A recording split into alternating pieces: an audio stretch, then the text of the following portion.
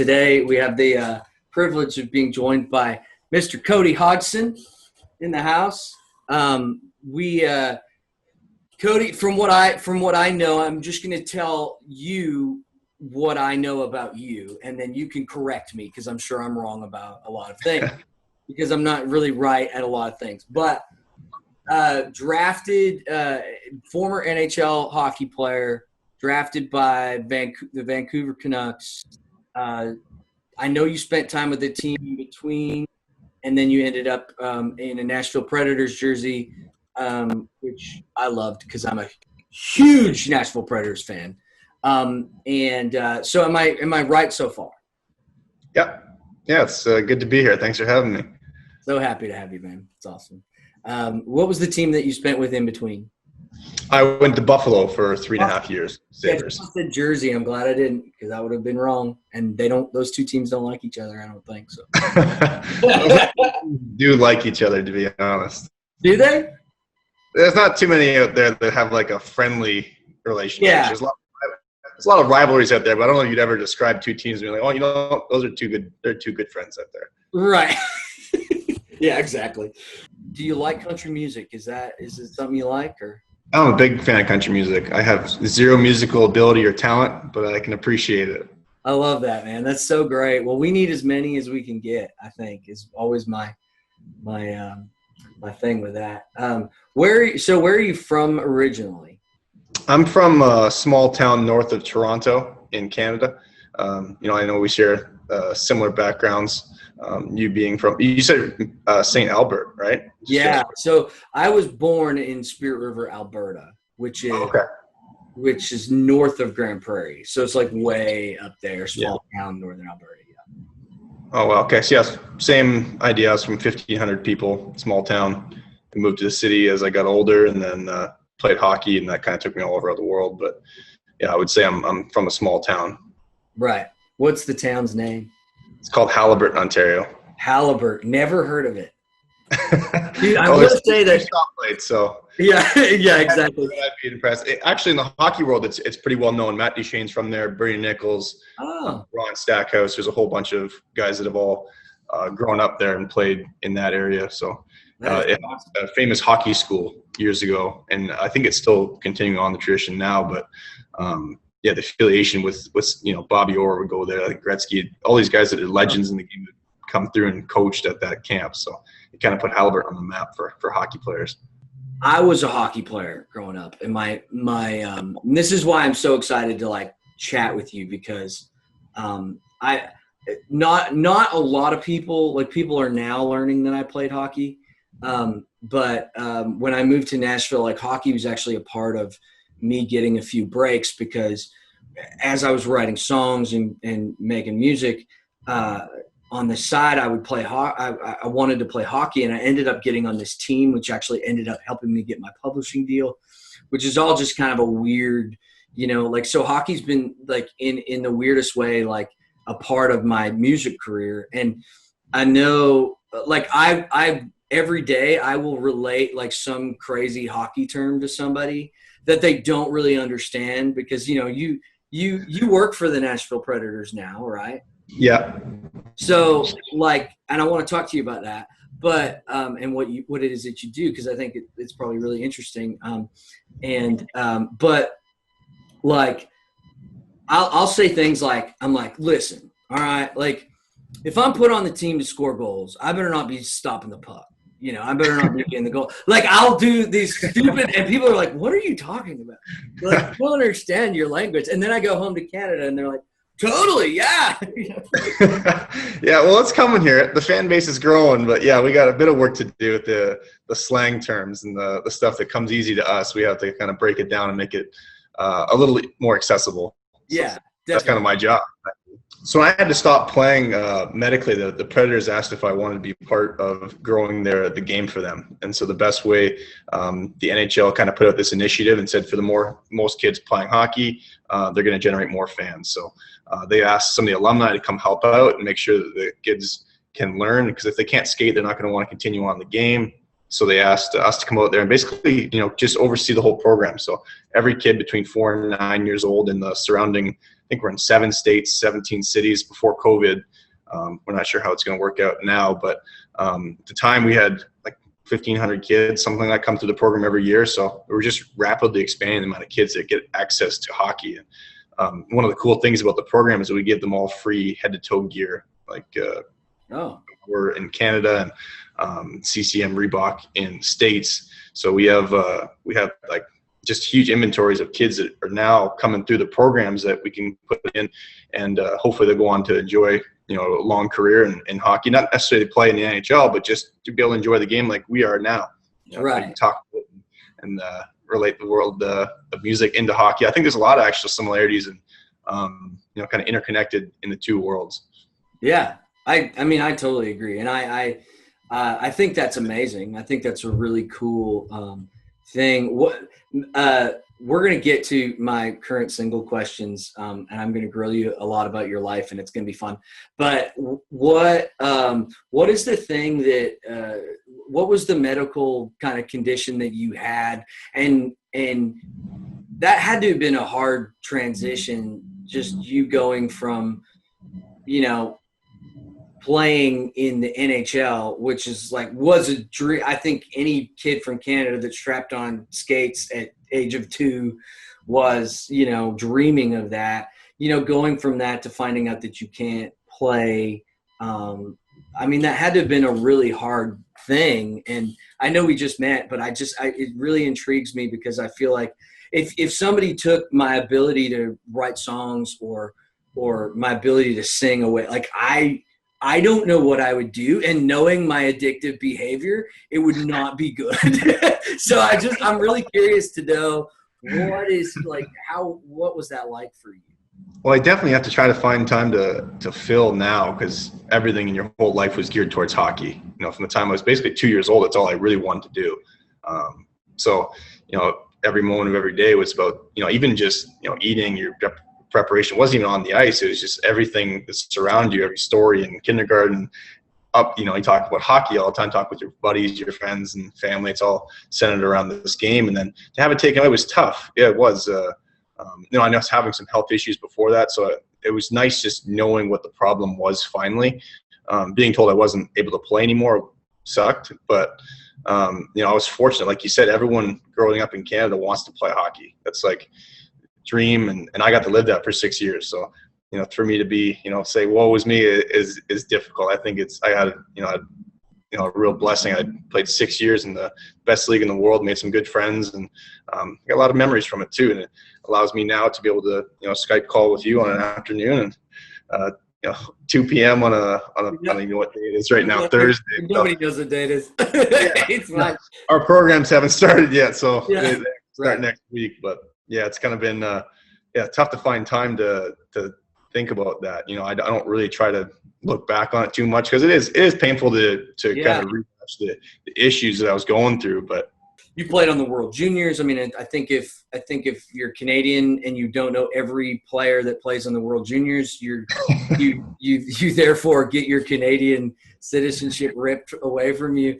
I mean, that's just my opinion. If you I'm kind of obsessed with that part of the year. I think that was, that's always the most fun to watch, and what an amazing thing to be a part of. But it's really cool that you found life after hockey. And I think that because like I say, I can't imagine what my life would be like if I had to give up music. I don't know what I would do, but it's amazing that you've kind of processed it in a way that you're like, hey, I lived it and it was awesome. And I got to play in the league that I got to play in, and then to be able to turn around and help others get into the game. I think that's really, really cool. Yeah, I think that helps me too, helping the kids, because it brings you. When I was first starting, and you really enjoy the game, you don't think about all the pain and suffering that you went through while playing. You think about the joy involved with it. So mentally to be part of that, and then also volunteering for some of the special needs skating stuff that we do down the rinks. That's just fun. It's the best part of my week there when you go out there. It's just obviously you can't do it in the same capacity, but you can still be involved in the game. I'm still around the guys. Still see some of them every so often when they're in town, and all the guys that are retired, we still get together a little bit and hang out. So you create this family, much like music, where you're in the trenches with them the full time, and then when it's over, guys go back to where they're from. But when you come back together, you still have that bond that you have played, and you have had to share those memories. Musically, I'm heavily influenced. How old are you? What year were you born? I'm 90. I'm 30. 90. So I was born in 85. I grew up, like, my family played around the campfire. Like, all my uncles and aunties, both my mom and dad played. That was my knowledge of country music. I always tell people that I was, like, super thrown off when I was like 12 one day, and I was the day that I learned that not everybody liked country music. And I was like, what do you mean? Like, because I grew up with it. That's what I knew, and people were going crazy over the Backstreet Boys, and I was like, what is this? But I always just love country music, and I think that's like how I grew up. And so I was heavily influenced by the 90s, and like a lot of artists are, but I feel like I'm always the guy who's like trying to bring elements of that back. And just in speaking about Every Time You Take Your Time, that to me is kind of like your throwback kind of groove country song. And I have stuff that sounds a little poppier, and I have stuff that's like super country, but the state of country music is just, it goes through all these different phases and ins and outs. And I guess that's just part of it, but I'm really glad that you like the song, because I think people 30 and over is usually my thing, will totally get this song. Anybody younger won't understand that it's throwback, because the only version of Billy Ray Cyrus they know is Old Town. Old Town. That's it. They do not know Achy Breaky. It's crazy. That's funny. Yeah. Big fan of country music growing up in the 90s. Yeah, that's pretty much the only thing my mom played in the car. Maybe a little bit of 80s rock, but other than that, it was pretty much stuck on country. So yeah, I'm on 4 kids, and we all just love country music. So my sister actually was involved in country music. She moved down, went to music business to Belmont. Actually, Eric was the one who suggested it, and she miraculously got in, and she was living in Nashville for the past 5 years. So that's her way of in. She worked for William Morris Endeavor. She was a tour manager this past year for Madison Kozak. So yeah, she's really crazy. I had no idea. That is so awesome. That's so great. It's so crazy that we're both Canadian, yet we ended up in Nashville, Tennessee. With our respective jobs. It's pretty cool. I love it here. I think it's the most Canadian-like city. People are friendly. The Southern hospitality is a real thing. Totally. People are just genuinely happy to say hi or to meet you. And it's yeah, it really is. I always say that Nashville's so nice because everybody came from everywhere else. So we're all just happy to be here. What is something that you love to take your time with? I think I approach it a little bit differently. I feel like you live in this fast-paced world for so long. I like to slow things down. So when I get a chance to do that, it's really on the boat. That's the first thing I think of. When I'm with family or friends, I'd like to just slow things down and just soak it all in. You're sitting out there, you got nothing to do, you have no timeline, no constraints, no place to be. So you just really just take your time and enjoy it. Just enjoy the whole process, being with the water, the sun, everything that comes with just being on the pontoon boat in the summer with family and friends. That's awesome. What do you do that a lot in Nashville? Yeah, I'm actually a member of the Nashville Boat Club. So there's a few different boats in different lakes that you can choose from here. So and it's a longer boating season. Right. Yes. Isn't that the truth? Yeah, it's nice down here. Actually, today I was thinking about getting out. It's a beautiful day out here. I know. It was gorgeous. I've been out a few times. Nashville for me is like, I've lived here for 10 years. And just this last year, I've actually started forcing myself to do non-work things in Tennessee, because when I first came to Nashville, it was like write as many songs as you can in a month and then go home. And then I started doing that when I was 18. I didn't move here till I was 25, and I'd take like 3, 4, 5 trips a year. And just so anytime I came to Nashville, it was like work, work, work. So my wife and I bought a house outside of Nashville, and now I'm starting to try and do recreational things here. Like I just started going golfing for like the first time in Nashville I did this year, which is Really? so stupid. Like tons of golf courses, tons of lakes, tons of things to do. And I'm like, no, we got to work. Like, you know. Well, no, it makes sense. Like that's your career. That's what you want to make it in. And, you know, I think you maybe feel guilty if you're out in the water all the time, if you're golfing every day, but I think you reward yourself. You work hard and you're able to just relax too sometimes and really appreciate the moments you are with. And I enjoy other people. Not just, you know, if I go by myself places, like if I golf, you know, I really just try to golf with friends. I'm not really trying to win any PGA events or anything like that. But that's another thing that if I find I'm, you know, too nervous or getting worked up, I just take my time out there on the course and I enjoy the day so much better. Score usually reflects that too. I'm getting like all these like life lessons. Right. I'm gonna be out there. I'm gonna be out there on the water, and I was just chilling like Cody Hodgson. Not a big deal. I love that. So that's super cool, and we'll have to go golfing sometime because I'd love to. I'm always looking for people to golf with. Because my one guy is my drummer, and he's horrible, terrible. Painful. And but no, we always have a good time too. Like we don't do it to, you know, we certainly don't do it to, you know. I think I've gotten one birdie, couple pars. I mean, that's my golf game, you know. So it's not. I'm not good, but I enjoy it. Yeah, it's a blast. It's fun to go out and hang out all day, and that's awesome. So that being said, what is something that you hate taking your time? Oh, taxes. I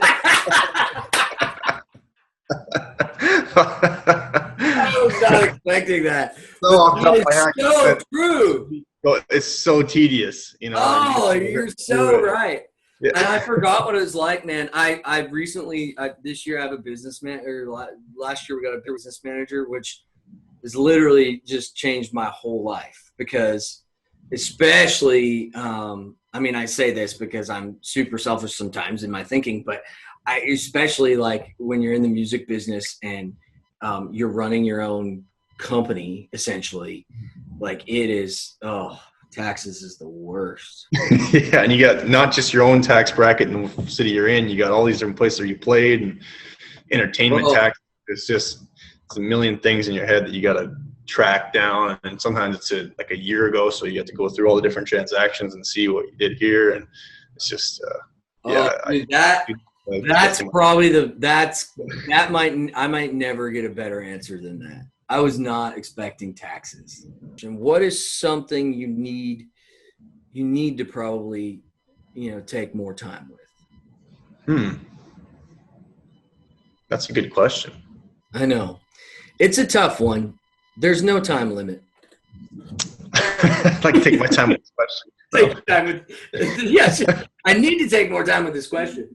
I don't know. I think maybe developing, you know, new relationships with people. I feel like when you first meet people, you connect on a certain level, and then, you know, you go for dinner, you hang out. But you know, to really get to know people I think you need to take your time. You can't just rush into things. And I'm more of a, you know, a personal relationship guy rather than being like, you know, everything's superficial. Like I got a couple really good friends and guys that you talk to, and then, you know, but it takes time to build that relationship. So.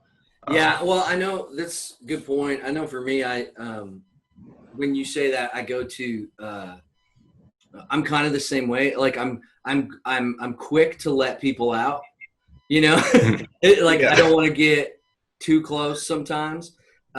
Which as a, you know, like I say that and then I combat it with my, like, I have this argument in my head because I have these things where, like, I'm just quick to be like, you're out of my world, you know?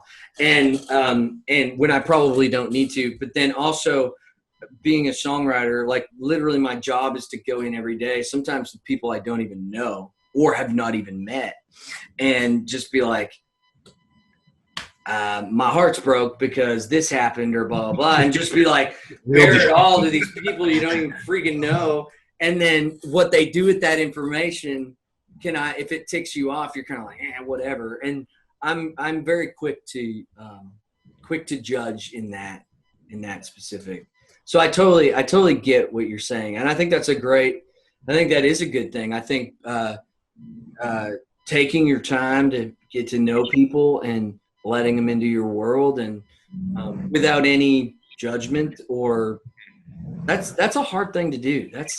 Yeah, I think we struggle with it too because I think we're in positions that some people want something from you sometimes. Right. Totally. You kind of have to be a little more guarded, but totally. You want to make a good friend. You can't be so guarded. So I feel like that's maybe something I would need to work on. I'm an overthinker. So what are some of the things that you like? Take your time thinking about?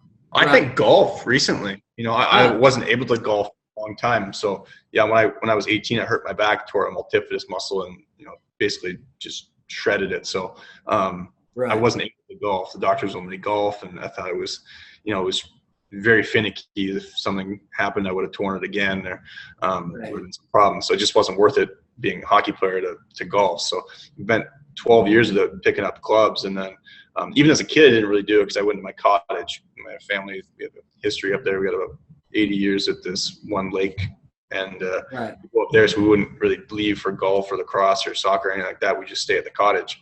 Right. But in this case, I just love it. I picked up golf a couple times last year, and then this year kind of really gotten into it. We just a bunch of buddies. We were just down in we did the Robert Trent Jones Trail. It's like this bunch of different courses down in Alabama, and they did a 5-day trip with it. I joined them for the last couple, but it's just gorgeous. It was a lot of fun. But now I got Golf Digest, I got a little putting green in my house right beside me right here. Yeah. I love it. Yeah, I'm obsessed with it. It's a lot of fun. Dude, that's great. That's so great. We just got booked for Boots and Hearts, so we'll be up there. Yeah, that's exciting. I don't know if you've ever done Boots, ever been there. I've done. I did the first 5 years. Every year I was there, and then we always had CMA Fest here, so I just felt like it was. Yeah, you kind of get. Yeah, so it's just a lot of country all the time, and then I've been back for a few years. But I was saying to my sister we should go again this year. She's got Madison Kozak and Tennille. I don't know if Tennille's in it or not. Tennille Towns is a good friend of hers too. So there's a bunch of them that. Well, Tennille Towns and I go way back because Tennille is from Grand Prairie. And she and I are very good friends and been very close for a lot of years.